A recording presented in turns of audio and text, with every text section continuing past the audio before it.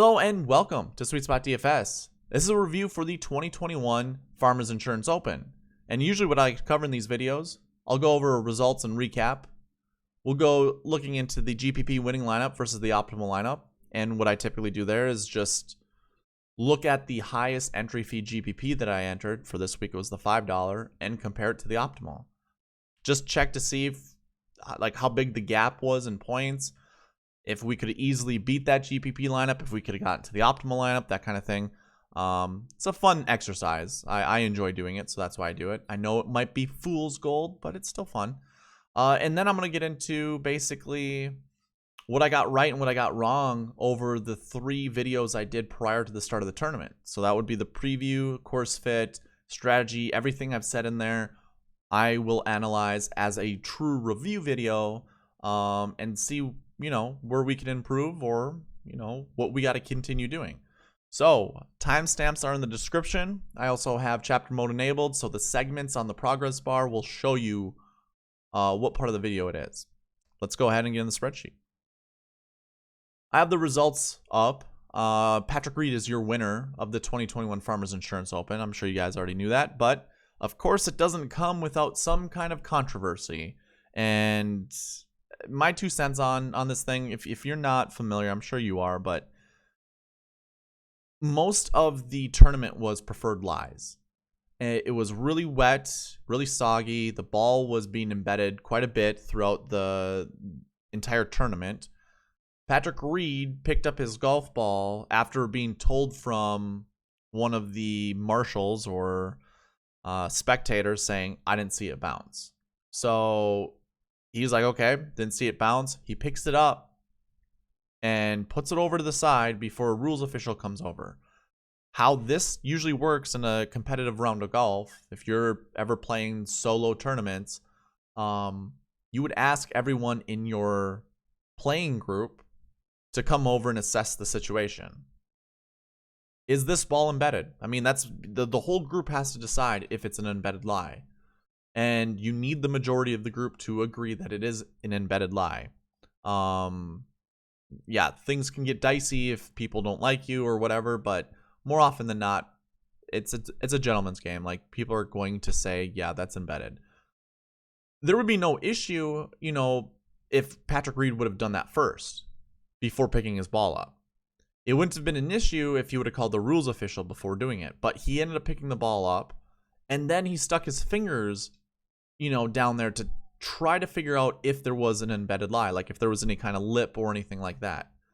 Now, that just, it opens it up to discussion of, could he have poked his fingers into the ground to try to create an embedded lie? That's possible. And he doesn't have a very good track record. So, again, a little bit of controversy. I mean, everybody was playing preferred lies. It was wet enough. Is he really going to get that?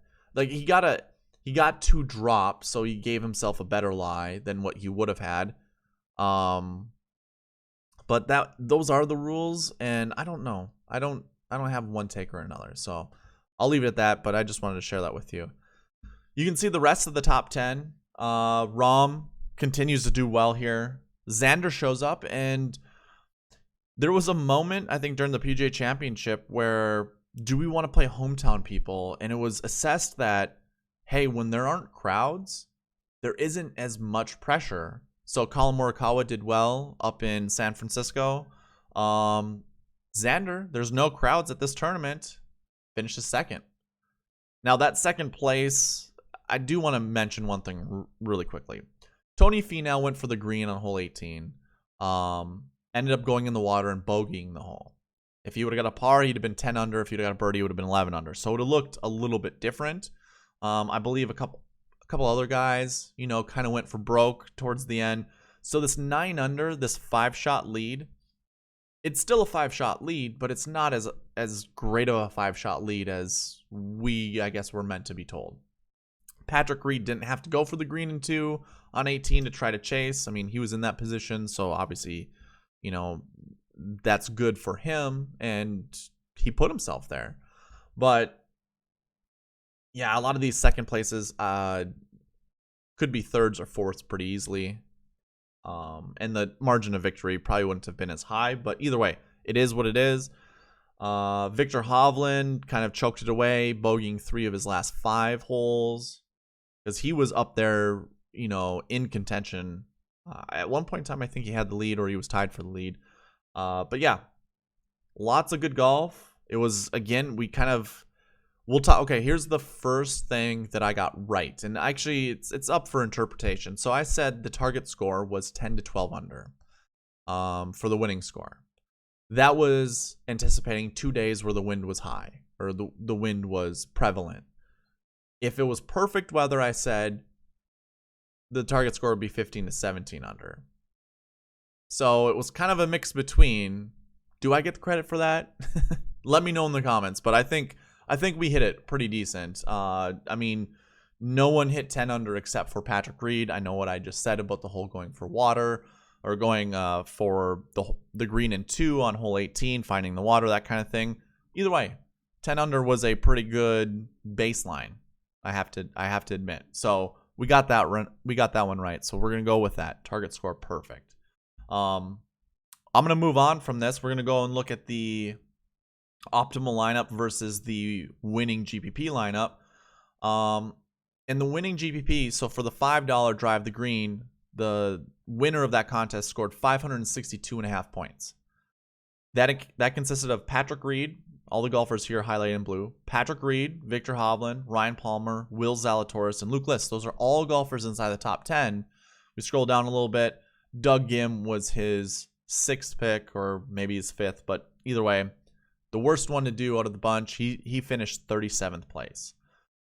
Now the optimal lineup, on the other hand, scored 591 points, so that was 29 points more than the winning lineup, using 49,500 of salary. I forgot to mention the GPP was 49.9, so 400 less you would use for the optimal lineup, and that consisted of Patrick Reed, Victor Hovland, Henrik Norlander, Will Zalatoris, Adam Scott, and Peter Malnati. Every golfer was inside the top 10. You can see all the little black tick marks in the top right-hand corner. That indicates the optimal lineup. And yeah, I mean, I think the scoring, like, usually when it comes to these GPPs, when the scoring is really low, so like in the 20 under and better, 20 under to 24, 25, 26, the disparagement between these two is a little bit higher, because most people aren't getting all the right scoring golfers, but a lot of times you still find some of these golfers inside the top 10, top 20. Most of them like 5 or 4 to 5, maybe even 6 of them, but you're not getting the correct scoring golfers. So the gap is a little wider. But when we get to a harder track like this, where the winning score is a little bit higher, as in from 10 under moving to even, the points between the optimal and the winning lineup usually gets a little tighter, because position, like placement points, matter a little bit more. We're not getting as many birdies. We're not getting as many eagles.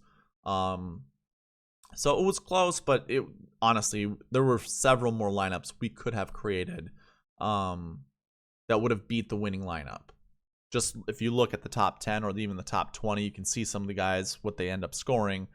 So yeah, definitely could do that. Now, one thing I want to show you that I don't really do, or I forget to do every once in a while, is sort by DraftKings points. And you can see top to bottom, like we have 1 through 2. Most of the second place guys are up here, but then we have 10th place guys, and even an 18th place guy. I'm going to get to the optimizer later, but JT Poston showed up on the optimizer a couple times. I'm like, there's no way. I'm not playing JT Poston. Ends up being the 10th highest scoring golfer on DraftKings. So, joke's on me. But yeah, you can see most of your top 10 is up here. Of the top 12 DK scorers, 9 of them show up inside the top 10 of the leaderboard, but 3 of them finish 10th place or worse. Well, let me rephrase that. I guess all of them show up inside the top 10, minus 1 golfer. Yeah, we'll just leave it there. I don't need to get too much into detail, but you can see how the scoring can be a little bit different. Obviously, if some people get a lot of birdies and then follow them up with bogeys or doubles or triples, their scoring is going to be much better on DraftKings, but their result isn't going to be that great when we're looking at just placement points or just placements. So,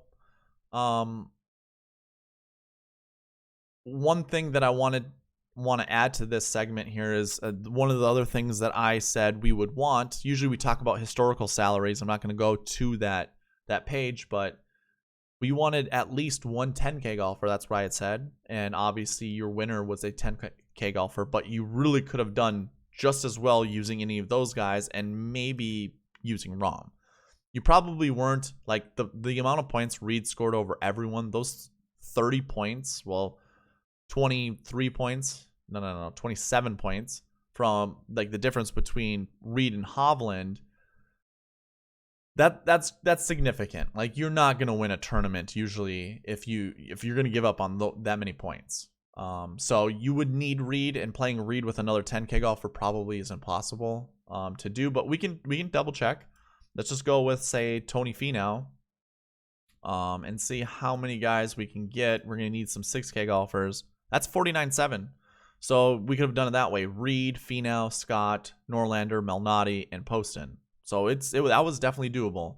And I know we kind of talked about strategies when it came to creating lineups, where do we want one 10K golfer plus two 6K golfers, or should we make more of a balanced approach? Not so much like everyone in the 8K range, but like a 10, a 9, an 8, a 6, and maybe two 7s and whatever's left or whatever. It kind of proved that you could create whatever lineup that you wanted. The optimal lineup included two 6K golfers this time, but it also included two 8K golfers, a 9 and a 10. Like, that's pretty darn close to being, I want to call it a standard type of lineup. You know, grabbing someone from that 10K range. I personally like to go to the 6K range right away and then try to fill in the rest. But either way, I'm gonna stop talking about that. But it is kind of interesting, the different types of combinations. So when it comes to talking about historical salaries, boom, we got that one right as well. So we got target score right, we got the historical salaries right. Now it's time to get into the bucket system. So I am actually gonna pull up the actual bucket system. We'll scroll over to make it easier on your guys' eyes and come down here and just say quickly, each one of these rows, obviously, if you've been with me before, you know what the bucket system is. You know what these rankings are. Obviously, the lower the number, the better. And you know what these percentages are. What we talked about was we wanted at least minimum 2 last year ones up to a maximum of 6. And that's basically how I would read each one of these rows. So these 3 buckets, bucket 1, 2, and 3 for last year, all had a minimum of 1. We wanted at least one of those. So we can go right away to the top 10, looking just at positions. We want to find, basically the minimums. So the last year bucket 1's already passed the minimum of 1 or of 2. So there are 3 that we can see. The minimum for last year bucket 2 was 2. That was the minimum again. We look. We have 2 golfers inside the top 10. Actually, we have 3 golfers technically inside the top 10 that were last year 2s. And you can already see the last year 3s. What you don't see are last year 6s. What you don't see are last year 5s until Sam Burns down here. And if I go ahead and clear everybody out and we just look at the 5s and 6s, I guess sort by salary, because that's where we're going to find some of our favorite golfers, you can see how most of these guys did. I believe I'm missing I want to say Matthew Wolff was a 6-1. Where is he? No, I think he must have been a 3-1, right?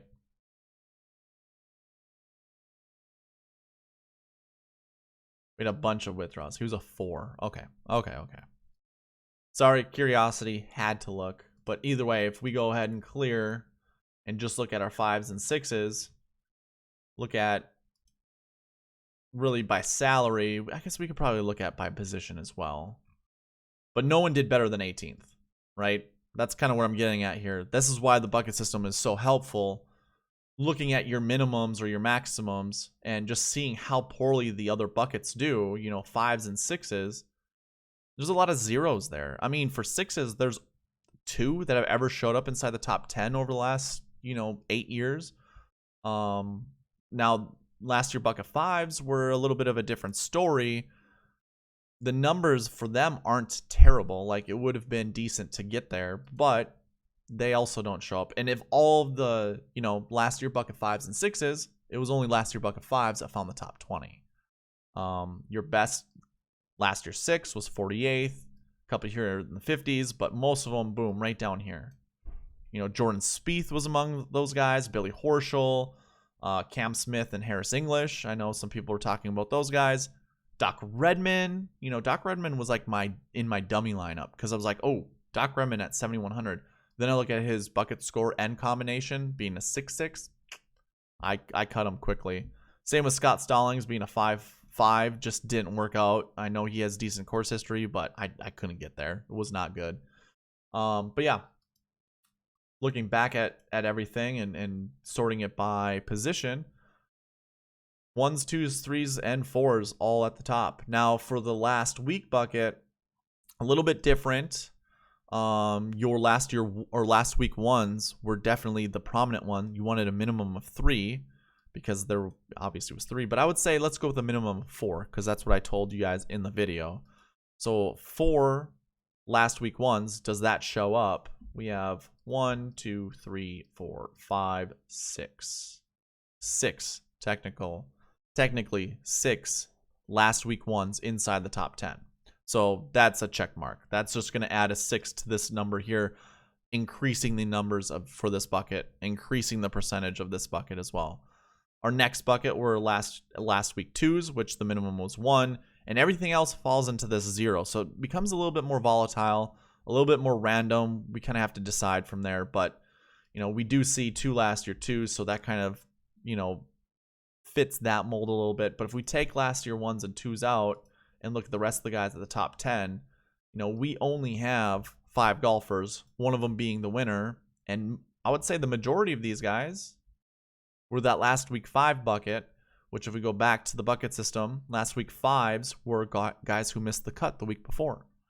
When we do kind of like a comprehensive analysis of all the tournaments, usually did not plays and top 20s are buckets 1 and 2. Bucket 3 is always, you can see it even in the last year bucket. Bucket 3 usually is always missed cuts and withdraws. And one of the issues this year, when we compare it to previous years, numbers kind of changed. Trying to look which one it was. I think we had more last year or last week 3s than usual. I thought one of these numbers down here were also different, but I guess not. And I'm only bringing it up because of COVID. COVID caused a lot of these differences, but I think these 2 buckets really were the ones that kind of changed a little bit. I thought there were probably more missed cuts than they have been in the past, but we can obviously see 50s, 60s. It kind of reaches up to that, so pretty much the same. I think maybe I was looking at a bucket like this. And I mean, we did see more last year 3s inside the top 10. I think primarily because of COVID. You would have to go back to the preview and whatever, but the main thing is there's no Korn Ferry graduation, so we're not getting an influx of new golfers. A lot of the golfers that played this tournament last year came back and played. So that's why there would be more, and that's why we would see more, you know, inside the top 10. But let's move on from that. I kind of want to actually, we can stay right here. One other thing that we were discussing when we were looking at results were all of the Australians that were in the top 10. You know, I think it was 1 year. I don't have them all, you know, ready to go for you guys, but if we were to look all the way across, I think Aaron Baddeley was in this one, right?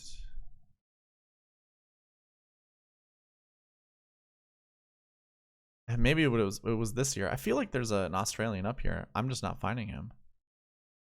Looking too quickly. Is this the Mark Leishman top 20? Okay, maybe. Yeah, we'll skip this. But we were looking for an Australian. Sure enough, Adam Scott, top 10, shows up. So that kind of still fits the mold. And the other funny thing about it too, he is also in the optimal lineup. So you definitely needed an Australian, and it was Adam Scott. So moving on from there, we were kind of talking about course fit. We can go ahead and go back to the DK page. But course fit was mostly looking at course history and POA stats, that kind of thing. I'm just going to leave it top 10, and we're going to talk about this really quick. If we look at the overall POA, that's the one that reigns supreme. I mean, even if I were to go ahead and sort by this, we're going to see a lot of guys inside the top 20, a lot of guys inside the top 10. And sure, we probably have an even mix of missed cuts and top 10s. But the fact of the matter remains, there are way more, like this is much more telling of a stat you would want to go by than any other stat. So POA worked. I didn't really give a number for overall POA, but like I said, usually when we're looking at top 10 POA percentage, we want to find golfers that are above 7%. Usually that's what I found out. Any golfer that's over 7%, we typically find the majority of our top 10 in that kind of realm. So if I were to, let me restate that. Looking at the top 10 leaderboard, usually the majority of those golfers have a top 10 percentage of whatever grass stat that tournament is of 7% and above. And I can't tell you what the average, I would have to kind of dig it up, but you can see what the numbers are on the screen. Let me just get rid of the ones that don't match that criteria, and we can kind of just, okay, we can already tell. Like, it's overwhelmingly over that. So if we were looking at that and using that as criteria, we definitely would have got there. You can also look at the 2020 POA. I mean, this was probably one of the best tournaments to say, we want to look at POA golfers and then see the result after and say, yep, POA golfers did well. And there you have it. POA golfers did well. The next thing, I gave course fit plays, and I did it by salaries. So I'm going to go ahead and do that. My first guy was, for 10K golfers, was John Rahm. I'm not going to say that was a bad pick. I'm going to say that was a right pick because he finished inside the top 10. He wasn't the right top 10 or, 10K and above golfer. That was Patrick Reed, but I guess I wasn't going to lose either way. Each one of these guys finished inside the top 20, which is pretty rare, but this was an elite golf tournament. It makes sense that they would. Of the 9K golfers, I think I chose Matthew Wolff, who withdrew. Obviously, something's messing up with him. I mean, he withdrew because he had a blister on his hand. I don't know how true that is. It could be a little true, but I think it was mostly because he was playing terrible. Victor Hovland ends up being the pick, so I got that one wrong. When we were looking at AK, I couldn't decide between Adam Scott or Jason Day, and I gave them a tie. So I kind of, saved myself in that regard. It was kind of a cheat. Obviously, if we went with Adam Scott, we were going to find a golfer who was on the optimal lineup and, fit what I was saying. Jason Day played terribly. That was probably a mistake on my end to play Jason Day, but Will Zalatoris also showed up, and he was in the optimal lineup as well. So I'm going to call it a wash. I'm not going to say it was really a right pick or a wrong pick, but yeah, that's kind of where we're at.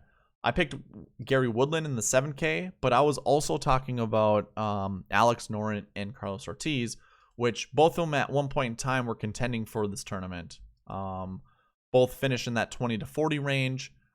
Both of them just looked good. They were actually, I think both of them were tied at the lead at one point in time throughout the tournament. Not at the same time, but I think Alex Noren during round 1 was your first round leader, or tied, and then Carlos Ortiz after 54 holes was tied with Patrick Reed, I think. So they were up there. So 7K, I'm gonna give myself this one. None of my picks missed the cut. Sure, Gary Woodland didn't do that great, but hey, if we would have done it, if we would have went that way, it would have been good. And then my 6K golfer was JB Holmes, which played really bad, missed the cut. I don't know what else to say. 6K is really difficult. I never play anyone more than 10%. I try really not to. And it didn't hurt me. JB Holmes didn't. I mean, he was in a couple of my good lineups, but overall, I mean, I nearly doubled my money this week, so it was good. I think that's, you know, for me, it was a success. And the 6K, I missed on that. So if we're tallying it at home, I've missed only 2. I've hit 1, 2, 3, 4, 5, and then we washed 1, 6, 7. I've hit 7, missed 2. So obviously on a good track. Now we can go into strategy, and I'm gonna do this one really quick. We kind of talked about time pairings. That's, you know, a big one that I like to do. If we look at the top, just at the top 10, top 20, and look at all of the, you know, we want to see colored, like these to be, you know, these to have a color with them. Those that don't were difficult golfers to actually select because they didn't have a better either DK scoring average than the field, or a scoring average, you know, round by round average than the field as well. So if it wasn't colored, that's not good. But if we're looking at all the pairings that we could have paired up together, I mean, we have 14 and 14. We have Victor Hovland and Lonto Griffin. If you'd have started with a pair like that, perhaps you can get to like Patrick Reed and somebody else. But really, I think it was those two. Those two are the only ones that I can see that were paired together that show up inside the top 20. This definitely works better with Showdown. I did a Wyndham Clark and Taylor Gooch stack on Thursday, which was their starting course was the North course. Both of those guys were in that winning GPP lineup. And if it wasn't for like 2 picks of mine, it was like the top guys. I can't remember who it was. I think it was Bubba and Xander. Bubba and Xander kind of hurt me. Otherwise, I had 4 of the guys that were in the first place position lineup. So it was kind of a bummer, but it works for Showdown. Definitely pairing the guys up. And for this tournament, obviously, North course was playing 4 shots easier than the South course. Usually on average is like 2.5. In the future, for sure, that's a surefire thing, is definitely to choose North course golfers over South course on Showdown sites. So I think that's all I have with tee times. The next one is the strokes gained buckets. Now, unfortunately, during the strategy video, I didn't have something like this ready for you guys. But what I'm going to say right away, and what I've told you in the strategy video, what I've told you in other review videos, pay attention to how many you see inside the top 20 for each of these buckets. There's going to be a consistent trend that we see every single year or every single week. And that is, as we get more to the left buckets, the leftmost buckets, we're going to see more top 20s than we will when we go to the right. This is one of those tournaments that was really close.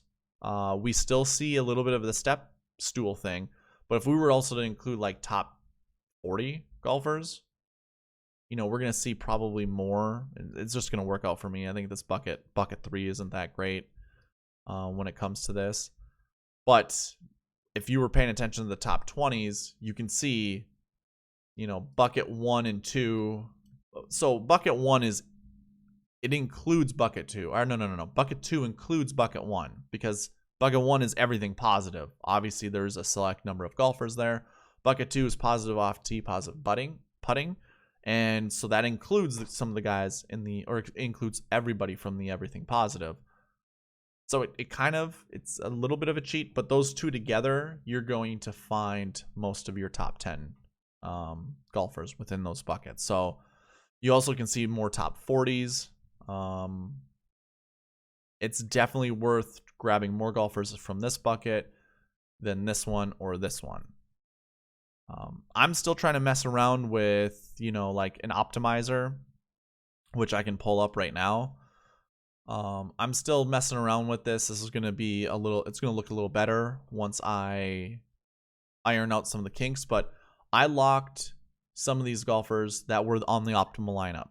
And then obviously if you're with me during the strategy video, you can see in here, these are the min maxes that you can select, and the optimizer will look based off of the minimums and the maximums that you set and then give you the best optimal lineup. Now the metric I used was the sweet spot score. Didn't really turn out all that great. And if I had ran the optimizer, locking in all of these golfers so I can run it again and show you that nothing is going to change. When we look at the strokes gained buckets, that would be this column here, or this bucket here. We grabbed absolutely nobody from strokes gained bucket 1. And there's an issue with that because I did have this as a 1 before. So I had it as a 1 and 2, 1. If I'm trying to find the optimal lineup or running the optimizer to try to find a lineup like this, I'm never going to get there by setting these like this. So I think it might be a little beneficial to, I don't know. Part of the issue is if we look here, sure, we have a ton of golfers that are strokes gained bucket 1s, but none of them were in the optimal lineup. And that's an issue, because if we are trying to use this whole bucket scoring system to try to find the best optimal lineup, we have to think, okay, sometimes we need to set this to 0 because we might not get there. But if you look at the rest of the buckets, we had 3 from bucket 2, 2 from bucket 3, and 1 from bucket 4. That's what made up the optimal lineup. So again, when we look at it, and if you're in the strategy video, we know we want to pick more golfers in these buckets. Like I have picked 2 to 4 for positive off the tee, positive putting. That's bucket 2. Obviously, I don't put anything for this because this is including this bucket here.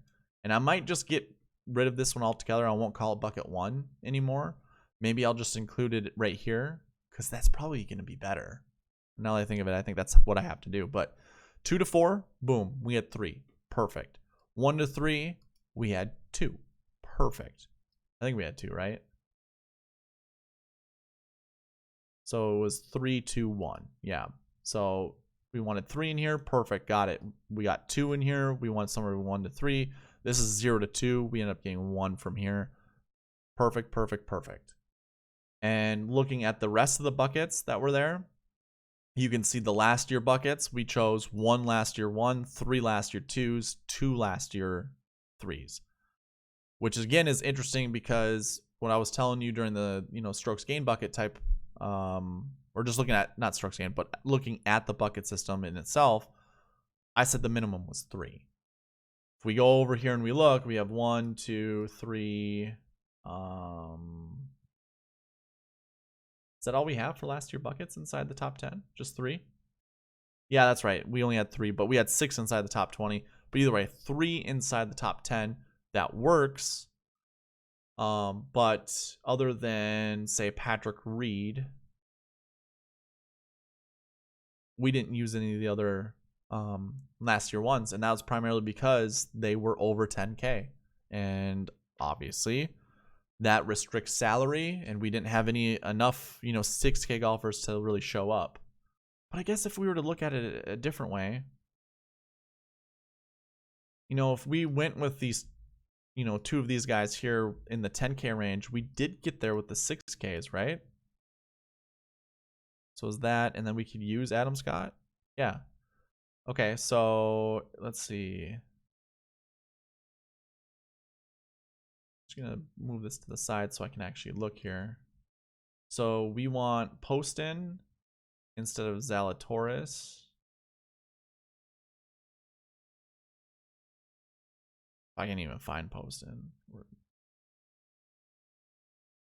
JT, what did you finish? 18th place.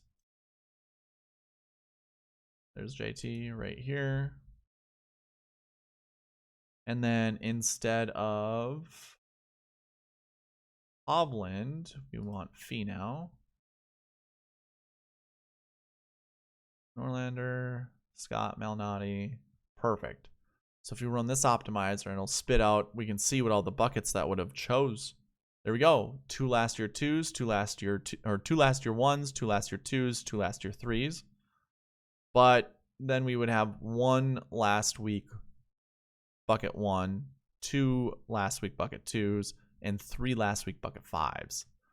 And usually 5s aren't something that we're really actively trying to choose from. We look at the last year 5s. We don't even have a maximum. But, you know, now that, yeah, I mean, this is going to be 2, but either way, it would work out. How many points would we have scored? That's the other thing, too, based off of the optimal, like comparing it to the optimal.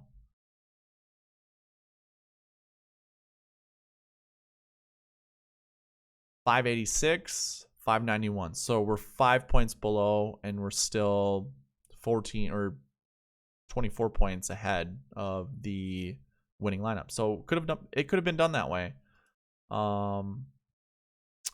It's definitely, for me, when I do this and I'm looking at this is kind of the first time I'm playing around with it like this.